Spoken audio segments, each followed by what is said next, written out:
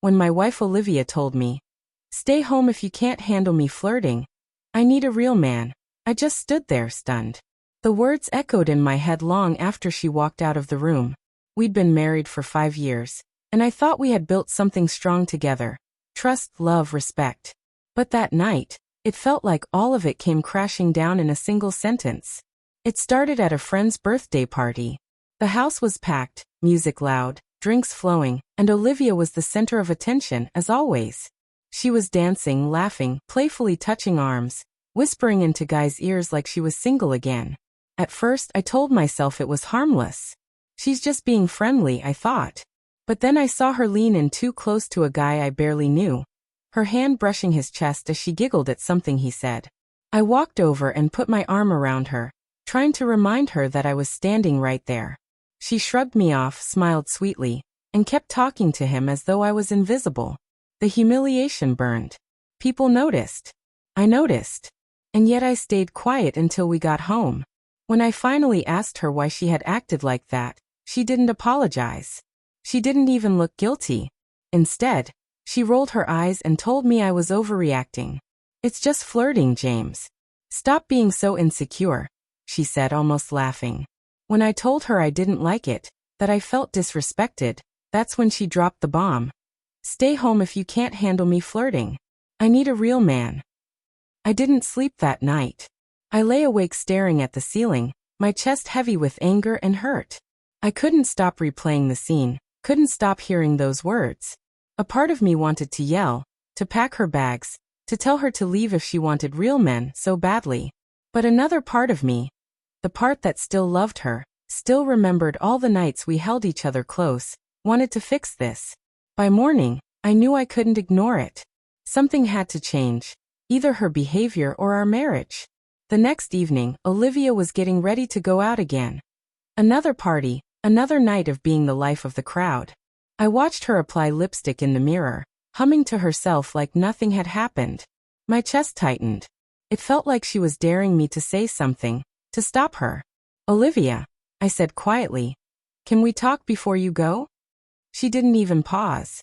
"About what?" "About last night. About what you said to me." She sighed, like I was a child bothering her. "James, I already told you. You're making this a bigger deal than it is. I'm not sleeping with anyone. I just like attention. It makes me feel alive." "Do I not make you feel alive?" The words came out sharper than I intended. She finally turned around, mascara wand in hand, and looked at me. "Sometimes no. You've gotten so boring, James. Work, dinner, sleep. That's our life. When we go out, I want to feel wanted, desired.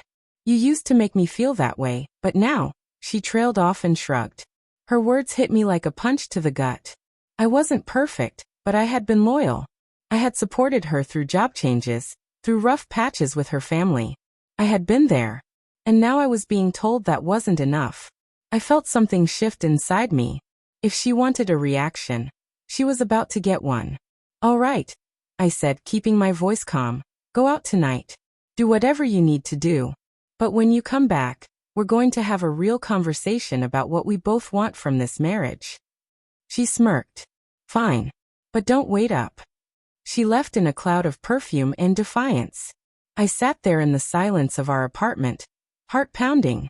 For the first time in a long time, I wasn't just hurt, I was angry. Angry at how casually she dismissed me. Angry that she thought she could humiliate me and expect me to accept it. That night, I made a decision. If she wanted to test how far she could push me, I was going to show her exactly where my line was.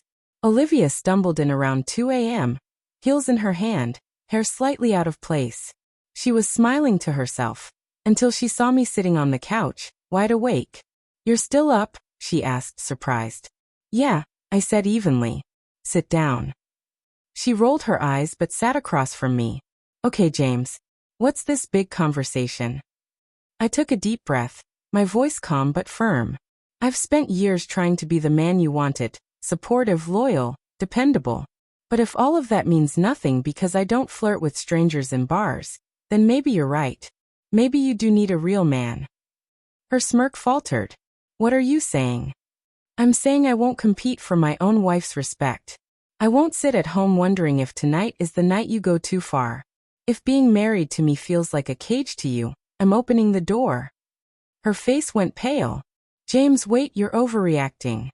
"No," I interrupted, my voice steady. "I'm finally reacting. I packed a bag. I'll be staying at a friend's place for a while.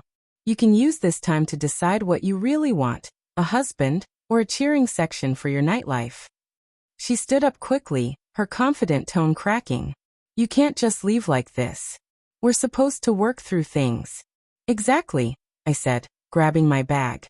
"But that only works if we both care about this marriage. I can't be the only one fighting for it." For once, Olivia didn't have a comeback.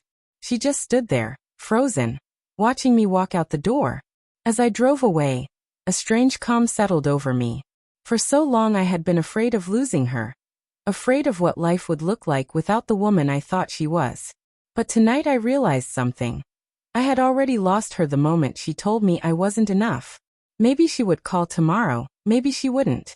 But one thing was certain. I wasn't going to settle for being half a husband in my own marriage. If she wanted a real man, she had just met one.